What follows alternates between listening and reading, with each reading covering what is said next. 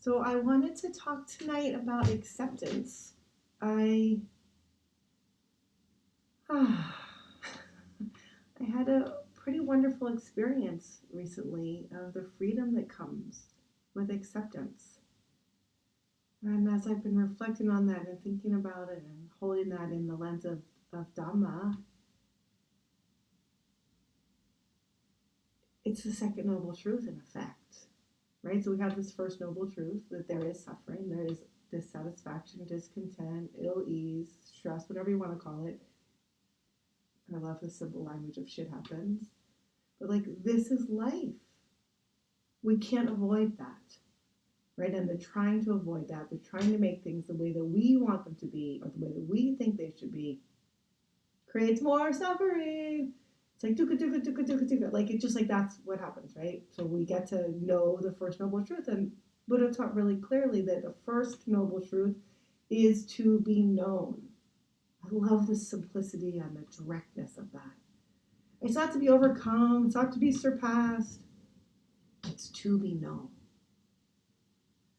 It might be overcome or surpassed. Who knows? I don't know what it's like to be a fully enlightened being, but I do know that that teaching was super clear. It's to be known. And the second noble truth, like, what's the second noble truth? Tanha is the Pali word, which is literally, one of the ways that it's literally translated is thirst. We talk about that a lot as craving. And what kind of craving? Like grasping, wanting more of that thing that we don't, wanting more of that thing that we like, or aversion, wanting less of that thing that we don't like. And this is happening, particularly in relationship to dukkha, right? It's like, no, stop, I want that thing, I don't want that, I want that, I don't want that, right? It's happened, I'm sure you're all quite familiar with that. And we don't have to be caught in that all the time. Some of the time, we're able to let go, to welcome the moment as it is, and accept, oh, okay, it's like that. And it's not about being a doormat and accepting unacceptable things. And it's not about not taking action, right? We still stand up for the things that we believe in. We stand up for ourselves. And there's a balance. It doesn't always have to be a fight. That's the big shift for me. So it doesn't have to be a fight.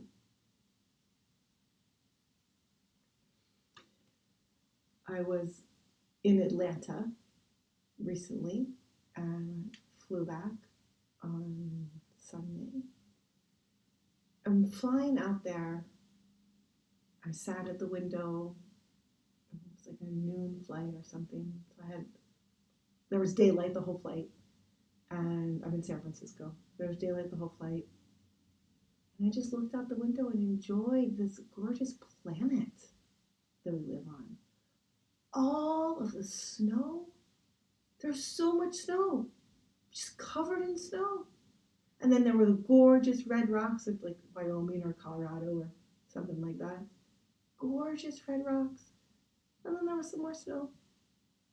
And then there was all the green and the agriculture of the east. And I enjoyed it very much, just resting into that experience and savoring the view and everything.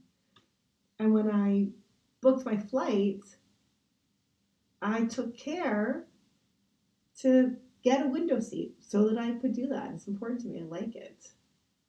And I had to spend a little bit extra money. I couldn't get that like base level, like this new thing they have, like this like sub economy or something where you don't get to choose your seat. Oh God. It's more affordable, so it's enticing, right? I didn't want to spend the money. Don't earn a lot of money. I was like, okay. But I was like, no, I want a window. If I'm gonna fly, I'm gonna spend the extra like $30, whatever, to get a window. So I booked my window seat, 27A, and I booked my window seat coming back, 28A is what was available, just behind the wing. And then when I checked in the night before, I saw that I had a B seat, not my 28A. And I was like, And my flight was I guess my flight was like at 7. So the night before, they alerted me on my phone. Oh, you can check in. So I checked in at like 10 or 11 or something like that. I was getting ready for bed. I was like, well, I'm not going to deal with this right now.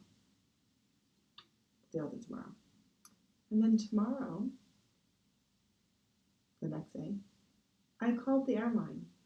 And I took a lot of care to be resting, to be in my body, resting, caring for myself.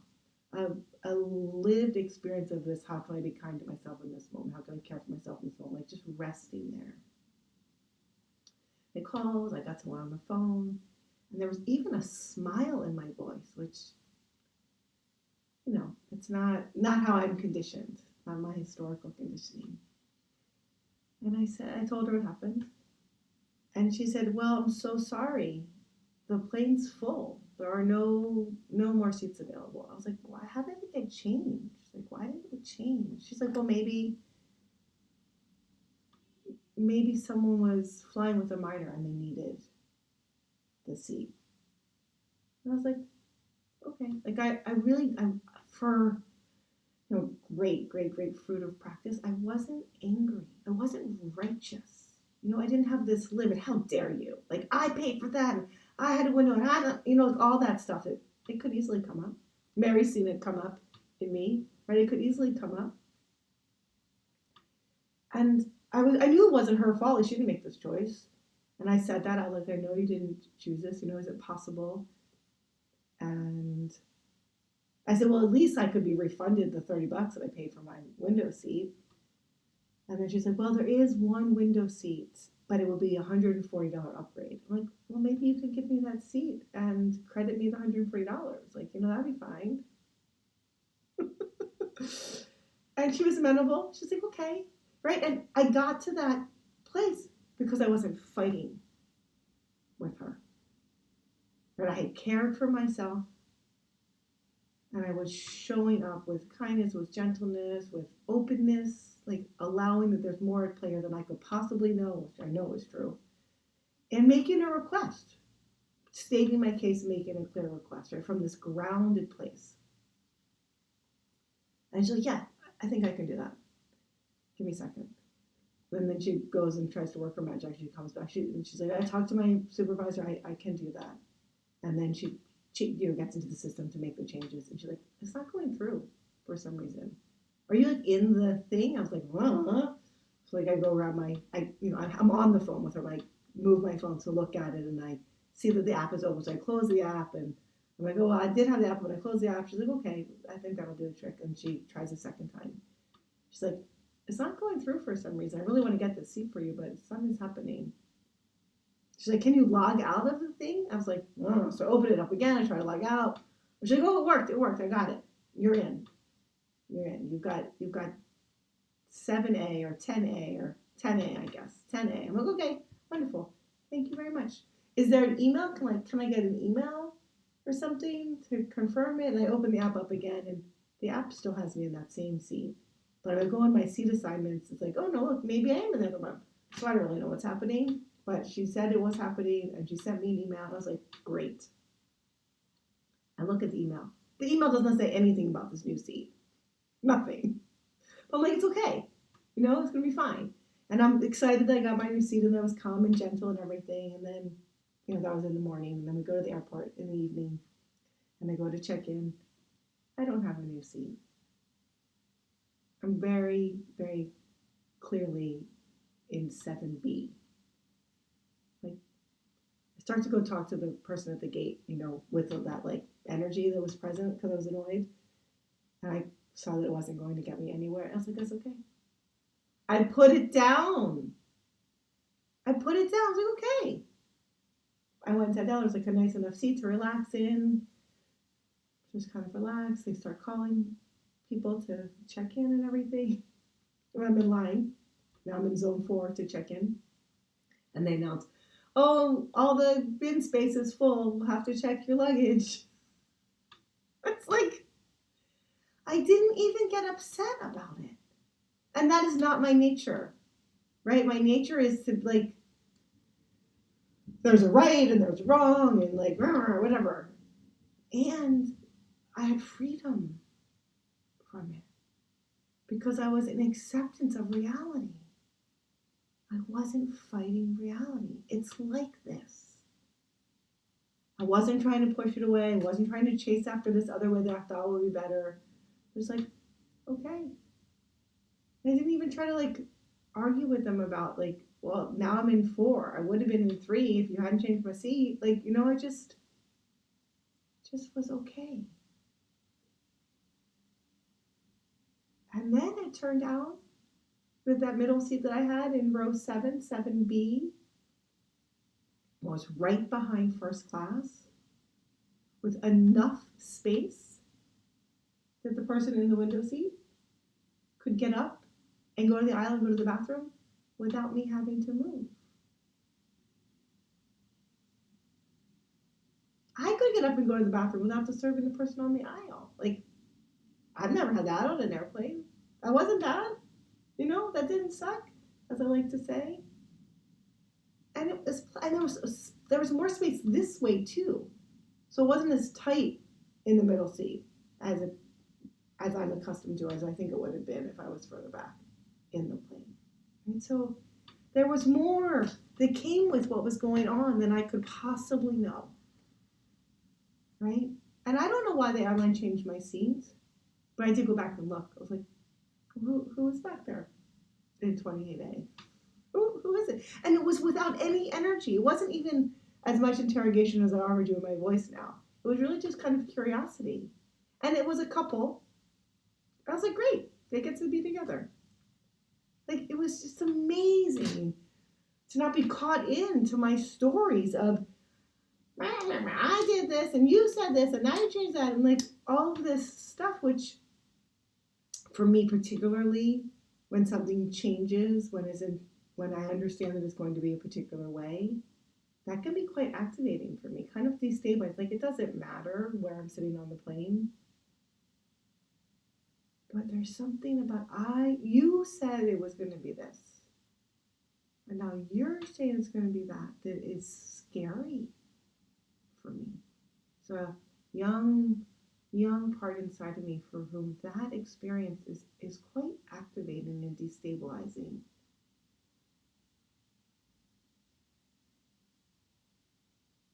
And she didn't take the bait. She didn't get caught. And it's because of practice. It's because of cultivating this ability to be with things as they are. To welcome and let go. To rest. To embrace. It's oh yeah, this is the fruit of practice. This is what's possible. This is why we practice. So that we can have freedom. So that we can have freedom in our lives. Again, I think this is from Jack Kornfield. I'm not certain, but we don't practice to become good meditators.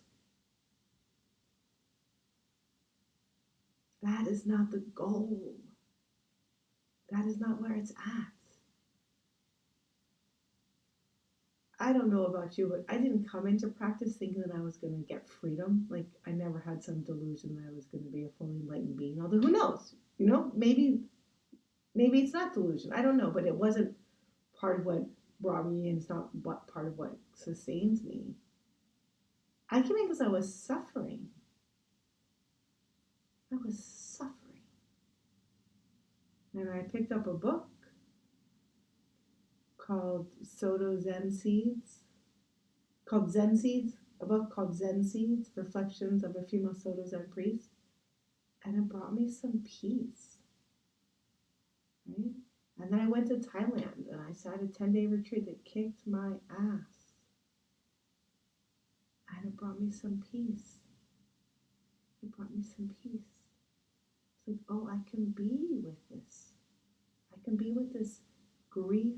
I can be with this shitstorm. I can be with it. And I don't need to be different. I don't need to be better. I don't need to be perfect. I get to be human and be with my experience. Ride the waves. You might have heard the quote from I can't remember his name right now, a yogi,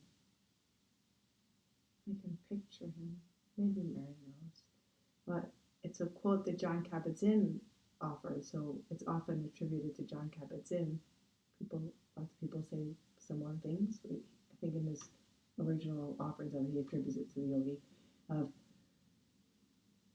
you can't stop the waves, but you can learn to surf, right?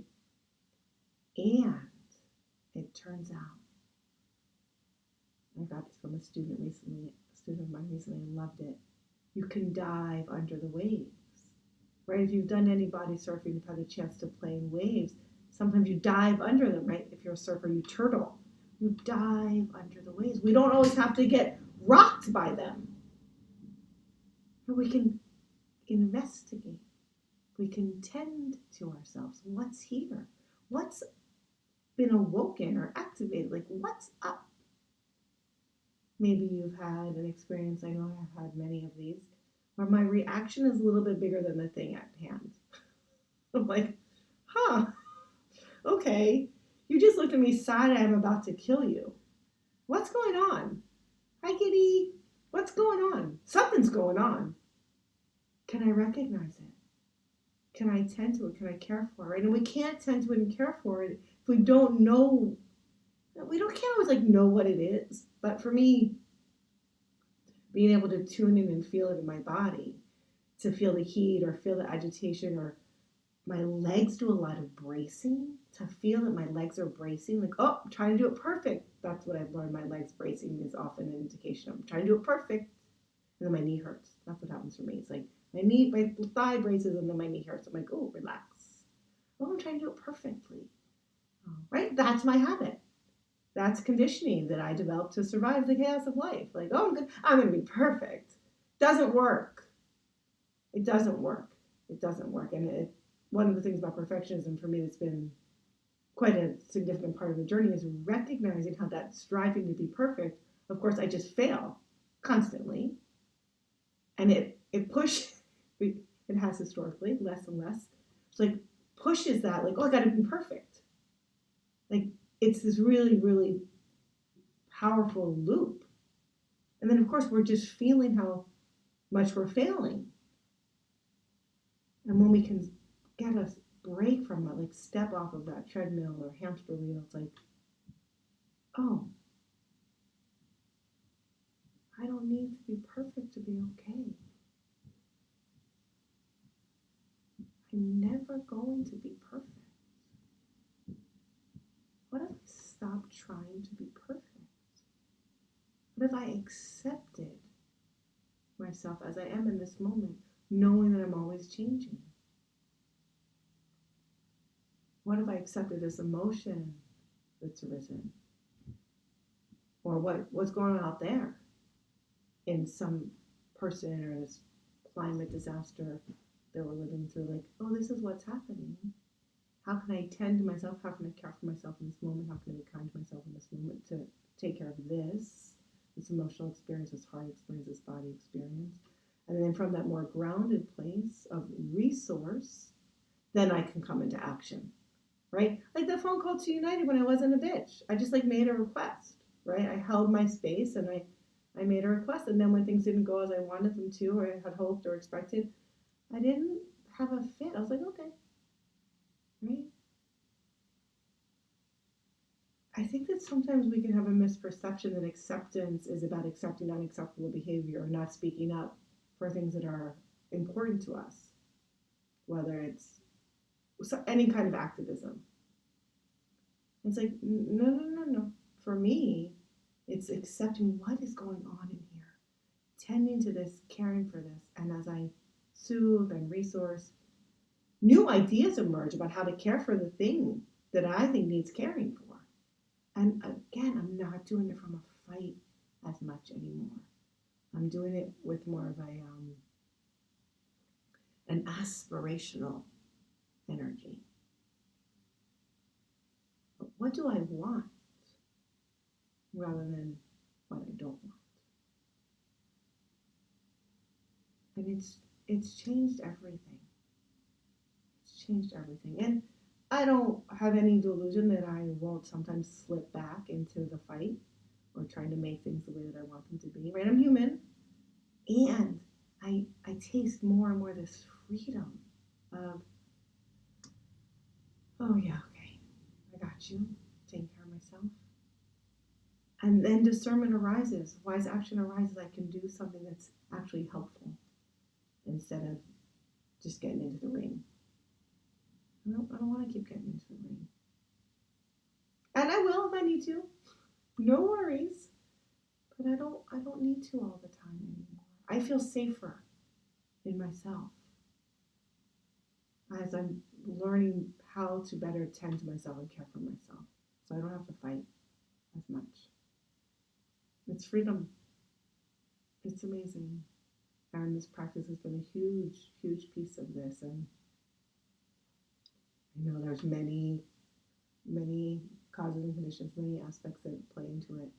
And I think that this specific practice I've been enjoying for some years now of resting has been an integral piece of that. Resting into awareness of the body. And just to feel the body resting here. And so without changing your posture in any way, no need to even change your eyes. But if you like, you may close them.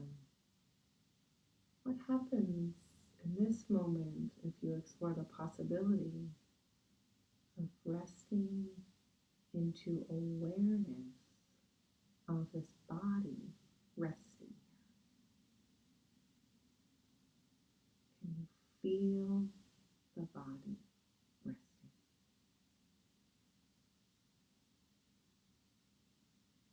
Freedom from doing, from becoming.